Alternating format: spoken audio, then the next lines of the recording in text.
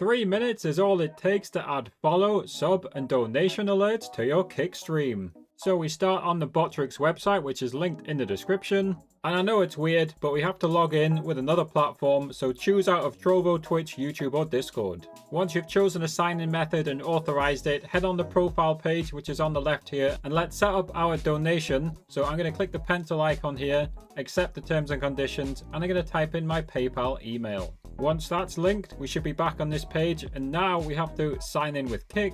All I'm going to do is type in my username, press accept, and now we're signed in. Now it wants us to mod the Botrix account. I'll press continue and it's going to open the moderator settings. I'll just click add new in the top right corner, type in Botrix. You can see Botrix has been verified, so make sure you only add the verified one. Just press the green add button and head back to Botrix website. Now it wants us to go in their chat, so let's copy and paste the message that it wants us to type. We'll click on the link to their chat and we'll see a lot of other people probably typing in here as well.